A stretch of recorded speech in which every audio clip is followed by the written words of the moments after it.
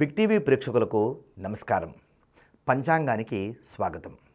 తిథేశ్చ శ్రియమాప్నోతి వారాద్ ఆయుష్యవర్ధనం నక్షత్రాత్ హరదే పాపం యోగాద్ రోగ నివారణం కరణం కార్యసిద్ధిశ్చ పంచాంగ ఫలముత్తమం అని జ్యోతిష్య శాస్త్రము పంచాంగం గురించి ఇలా చెప్తుంది.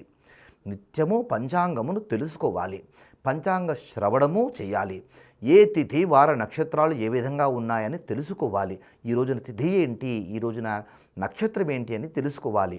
అలా ఏ మానవుడైతే పంచాంగమును ఫాలో అవుతాడో వాళ్ళకి ఆ తిథివార నక్షత్ర అధిష్టాన దేవతలు శుభయోగాలను కలిగిస్తారు. కనుక పంచాంగ ఫలము అంతటి విశేషమైనటువంటిది.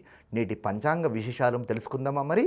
స్వస్తి శ్రీ చాంద్రమాన శ్రీ క్రోధినామ సంవత్సరం దక్షిణాయనం వర్ష ఋతువు శ్రావణ మాసము శుక్లపక్షము తేదీ ఆగస్టు 11, 2024 సంవత్సరము. తిథి సప్తమి రాత్రి 3 గంటల వరకు. వారము ఆదివారము. సప్తమితో కూడినటువంటి ఆదివారాన్ని భాను సప్తమి అని పిలుస్తారు. నక్షత్రం స్వాతి నక్షత్రం తెల్లవారుజాము 5 గంటల 20 నిమిషముల వరకు. స్వాతి నక్షత్రంలో శిశు జననం జరిగితే ఎలాంటి నక్షత్ర దోషము ఉండనే ఉండదు. విశాఖ నక్షత్రం రేపటి నక్షత్రం. విశాఖ నక్షత్రంలో శిశు జననం జరిగితే కొంతమంది ఏమో విశాఖ నక్షత్రంలో శిశు జననం జరిగితే అసలు దోషం ఉండదు అని పంచాంగంలో చెప్తుంటే, కొన్ని పంచాంగాల్లో అయితే సామాన్యమైనటువంటి దోషం కూడా ఉంటుందని చెప్తున్నారు. కనుక ఈ నక్షత్ర దోషాల గురించి పండితులను నేరుగా కనుక్కుంటే కనుక మీకు పూర్తి వివరణ అర్థమవుతుంది. ఇక నేటి యోగం. నేడు శుభయోగం మధ్యాహ్నం 3 గంటల 47 నిమిషముల వరకు. కరణము గరజి కరణం సాయంత్రం 6 గంటల 54 నిమిషముల వరకు. సూర్యోదయము 5 గంటల 57 నిమిషములకు. సూర్యాస్తమయము 6 గంటల 47 నిమిషములకు. వర్జ్యము ఉదయం 9 గంటల 11 నిమిషముల నుండి 10 గంటల 56 నిమిషముల వరకు. దుర్ముహూర్తము సాయంత్రం 4 గంటల 46 నిమిషముల నుండి 5 గంటల 37 నిమిషముల వరకు. రాహుకాలము సాయంత్రం 4 గంటల 30 నిమిషముల నుండి 6 గంటల వరకు. యమగండము మధ్యాహ్నం 12 గంటల నుండి 1 గంట 30 నిమిషముల వరకు. ఇవి నేటి పంచాంగము. పంచాంగంలో ఉన్నటువంటి ఈ అశుభ యోగాలు, అశుభ సమయాలు. ఇక ఈరోజు ఉన్నటువంటి శుభయోగాలు, శుభ సమయాలు ఏ విధంగా ఉన్నాయి అవి కూడా తెలుసుకుందాం. ఈరోజు గుళిక కాలము మధ్యాహ్నం 3 గంటల 33 నిమిషముల నుండి సాయంత్రం 5 గంటల 8 నిమిషముల వరకు. ప్రతిరోజు కూడా గుళిక కాలం గురించి చెబుతూనే ఉన్నాను. గుళిక కాలంలో చేసేటువంటి మంచి పనులు మళ్ళీ మనము ఆ మంచి పనులు చేసేటువంటి అవకాశం గుళిక కాలం ఇస్తుంది. గుళిక కాలంలో చేసేటువంటి చెడు పనులు మళ్ళీ మనం ద్వారా ఆ చెడు పనులు జరిగేటువంటి ప్రమాదం కూడా ఉంటుంది. కనుక గుళిక కాలంలో చెడు పనులకు దూరంగా ఉండండి, మంచి పనులను ఆచరించండి. బ్రహ్మ ముహూర్తము ఉదయం 4 గంటల 28 నిమిషముల నుండి 5 గంటల 13 నిమిషముల వరకు. బ్రహ్మ ముహూర్తంలో నిద్రలేవడము, బ్రహ్మ ముహూర్తములో జప అనుష్ఠాన తపాలు చేసుకోవడము, దేవతారాధన చేసుకోవడము, బ్రహ్మ ముహూర్తంలో విద్యాభ్యాసము చేయడము, విద్యా సాధన చేయడం అనేటువంటిది చాలా విశేషమైనటువంటి ఫలితాలను బ్రహ్మ ముహూర్తము ఇస్తుంది. అభిజిత్ లగ్నము ఉదయం 11 గంటల 56 నిమిషముల నుండి మధ్యాహ్నం 12 గంటల 47 నిమిషముల వరకు. అమృతకాలము రాత్రి 10 గంటల 45 నిమిషముల నుండి 12 గంటల 32 నిమిషముల వరకు. విజయ ముహూర్తము మధ్యాహ్నం 2 గంటల 29 నిమిషముల నుండి 3 గంటల 20 నిమిషముల వరకు. గోధూళి ముహూర్తము సాయంత్రం 6 గంటల 47 నిమిషముల నుండి 7 గంటల 10 నిమిషముల వరకు. బ్రహ్మ ముహూర్తము, అభిజిత్ లగ్నము, అమృతకాలము, విజయ ముహూర్తము, గోధూళి ముహూర్తం ఇవన్నీ కూడా ఈరోజు ఉన్నటువంటి శుభయోగాలు, శుభ సమయాలు. ఈ సమయాల్లో చేసేటువంటి మంచి పనులే కానివ్వండి, లేదా ముఖ్యమైనటువంటి పనులే కావండి, ఈ సమయాల్లో ఆచరిస్తే కనుక చాలా వరకు వాటి ద్వారా మంచి ఫలితాలే మనము పొందగలుగుతాము. ఇది నేటి పంచాంగంలో ఉన్నటువంటి శుభయోగాలు. ఈరోజు విశేషము ద్విపుష్కర యోగము. ద్విపుష్కర యోగమైనటువంటి ఈ రోజున మనం చేసేటువంటి పనుల వల్ల మళ్ళీ అది మంచి పనులు ఆచరిస్తే కనుక ద్విపుష్కర యోగం రోజున చేసేటువంటి మంచి పనులు మళ్ళీ మనం వెంటనే మనకు అలాంటి అవకాశాన్ని ఈ ద్విపుష్కర యోగం అనేటువంటిది ఇస్తుంది.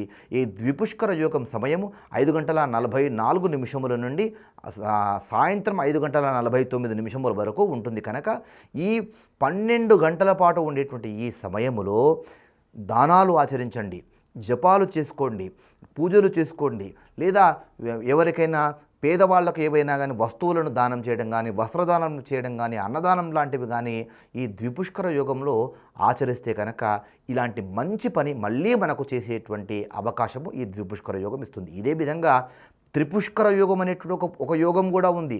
ఇప్పుడు మీకు అర్థమైపోయి ఉంటుంది వెంటనే. ద్విపుష్కర యోగంలో చేసేటువంటి మంచి పనులు మళ్ళీ మనకు రెండవసారి చేసేటువంటి అవకాశం ఏ విధంగా అయితే ఇస్తుందో, త్రిపుష్కర యోగం రోజున చేసేటువంటి ఆ పనులు మళ్ళీ మనకు 3 సార్లు చేసేటువంటి అవకాశము అలా ఇస్తుంది. దాన్ని త్రిపుష్కర యోగము అంటారు. ఇక ఈ రోజున సర్వార్థ సిద్ధి యోగం కూడా ఉంది. ఆ సర్వార్థ సిద్ధి యోగము ఉదయం 5:49 నుండి సాయంత్రం 5:58 వరకు. ఈరోజు చాలా విశేషమైనటువంటి యోగం కలిగినటువంటి రోజు.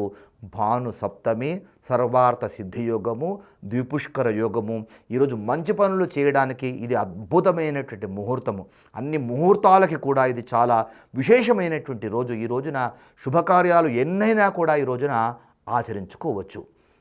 ఇక నేటి ప్రాతః సంధ్యా సమయము ఉదయం 4:50 నుండి 5:57 వరకు. సాయం సంధ్యా సమయము 6:47 నుండి 7:54 వరకు. ఇక ఇవన్నీ కూడా నేటి పంచాంగంలో చెప్పబడేటువంటి శుభయోగాలు, శుభ సమయాలు. ఇది పంచాంగం. ఇక నేటి విశేషం. ఈరోజు విశేషము భాను సప్తమి. భాను అంటే సూర్యుడు. సూర్యునికి సంబంధించినటువంటి వారము ఆదివారం కనుక భానువారము అంటారు సంస్కృతంలో. ఈరోజు తిథి సప్తమి తిథి. సప్తమి తిథికి అధిపతి సూర్యనారాయణ మూర్తి. అయితే ఆదివారము, సప్తమి తిథి ఈ రెండు కూడా సూర్యుడికి సంబంధించినటువంటివి. ఇవి రెండు ఒకే రోజున కలిసి రావడం అనేటువంటిది చాలా రేర్ కాంబినేషన్. అడపాదడపా ఎప్పుడో ఒకసారి మాత్రమే ఇలా వస్తుంటుంది, కానీ ప్రతిసారి రాదు. ఇలా సప్తమితో కూడినటువంటి ఆదివారంను భాను సప్తమి పర్వదినంగా చెప్తారు. ఈ భాను సప్తమి మనకు రథసప్తమితో సమానమైనటువంటి పర్వదినం. ఈ రోజున సూర్య ఆరాధన చేసుకోవాలి.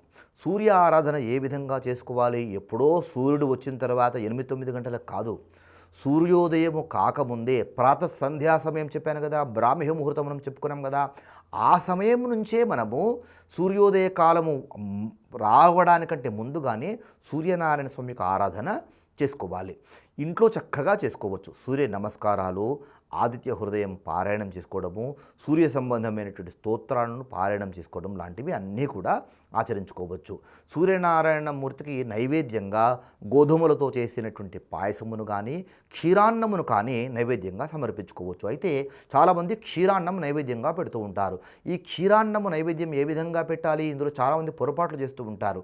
పాలతో ఈ ప్రసాదమును తయారు చేయాలి, అందరికీ తెలిసినటువంటిది. ఏ పాలు వాడాలి? ఆవు పాలను మాత్రమే వాడాలి. గేదె పాలు ఎట్టి పరిస్థితుల్లో కూడా ఈ క్షీరాన్నం నివేదనలో వాడకూడదు. ఆవు పాలు వాడాలి అన్నాం కదా అని చెప్పేసి మళ్ళీ జెర్సీ ఆవు పాలు వాడతారేమో, అది కూడా చాలా నింద్యమైనటువంటిది, ఎంత మాత్రం పనికిరానటువంటిది. కేవలము దేశవాళీ ఆవు పాలను మాత్రమే ఉపయోగించి బెల్లము వేసి నైవేద్యం చేయాలి. అయితే చక్కెర వేస్తూ ఉంటారు చాలామంది. చక్కెర వేస్తే కనుక అది నైవేద్యానికి ఎంత మాత్రం కూడా పనికిరాదు. చక్కెర అనేటువంటిది మన సనాతన ధర్మంలో చెప్పబడినటువంటిది లేనే లేదు. చక్కెర బ్రిటిష్ వాడు తీసుకొచ్చినటువంటి పదార్థము. మనకు పూర్వం నుంచి కూడా కేవలం బెల్లంతో చేసేటువంటి నైవేద్యాలే ప్రామాణికమైనటువంటివి. తిరుమల వెంకటేశ్వర స్వామి లడ్డూలో బెల్లంతో చేసినటువంటి లడ్డూలను మాత్రమే నివేదనంగా చేస్తారు, చక్కెరతో చేయరు. నైవేద్యాలకు, దేవతా పూజలకు చక్కెర పనికిరాదు, బెల్లం మాత్రమే వాడాలి. కనుక సూర్యనారాయణ స్వామికి ఆరాధనలో చక్కగా బెల్లము, ఆవు పాలతో చేసినటువంటి క్షీరాన్నమును నైవేద్యంగా సమర్పించి ఆ ప్రసాదములు ఇంటిల్లిపాది వారు అందరూ కూడా స్వీకరిస్తే కనుక ఆ సూర్యనారాయణ స్వామికి అనుగ్రహం చేత ఆయురారోగ్యములతో ఉంటారు. ఇది నేటి విశేషము. రేపటి విశేషం. రేపు శివనక్త వ్రతం. రేపు శ్రావణ సోమవారము. నక్తవ్రతము అంటే నక్షత్రాలు వచ్చేంత వరకు కూడా ఉపవాసముగా ఉండడము, నక్షత్ర దర్శనం చేసుకొని ఉపవాసాన్ని వదిలివేయడాన్ని నక్తవ్రతము అంటారు. ఇది శ్రావణ సోమవారం రేపు కనుక దీన్ని శివనక్త వ్రతము అంటారు. శ్రావణ మాసం 30 రోజుల పాటు ఈ విధంగా ఆచరించుకోవచ్చు. 30 రోజులు ఆచరించలేనటువంటి వారు శ్రావణ సోమవారాల్లో ఈ 4 సోమవారాల పూట కూడా ఆచరించుకోవచ్చు. ఉదయం సూర్యోదయం నుంచి సూర్యాస్తమయం వరకు ఉపవాసంగా ఉండాలి. సూర్యాస్తమయంలో స్నానం చేసి శివుణ్ణి ఆరాధన చేసుకోవాలి. రుద్రాభిషేకం చేసుకోవడము, శివాలయానికి వెళ్ళి దర్శనం చేసుకోవడము, శివ ప్రదక్షిణాలు చేసుకోవడము, శివాలయంలో దీపారాధన చేయడము, శివాలయంలో బ్రాహ్మణికి అర్చకుడికి దీపదానములు చేయడము, ఇలాంటివన్నీ కూడా ఆచరించి ఆ తరువాత నక్షత్రములు రాగానే నక్షత్ర దర్శనము చేసుకొని ఉపవాసాన్ని విరమించుకొని భోజనము చేసుకోవాలి. దీనిని శివనక్త వ్రతము అంటారు. ఎవరైతే శివనక్త వ్రతమును శ్రద్ధాభక్తులతో ఆచరిస్తారో వారికి ఆ పరమేశ్వరుని యొక్క అపారమైనటువంటి అనుగ్రహము లభిస్తుంది. సకల కామ్యములు, ధర్మబద్ధమైనటువంటి కామ్యములు అన్నీ కూడా నెరవేరుతాయి. ఒక కోరికతో, ధర్మబద్ధమైనటువంటి కోరికతో ఈ శ్రావణ మాసంలో నక్తవ్రతం ఆచరిస్తే కనుక ఖచ్చితంగా ఆ కోరిక నెరవేరుతుంది. ఇది తథ్యం. ఇది రేపటి విశేషము. ఇవండి నేటి పంచాంగానికి సంబంధించినటువంటి విశేషాలు. రేపటి పంచాంగంలో మళ్ళీ కలుసుకుందాము. జై హింద్, జై భారత్, వందే మాతరం, నమస్తే.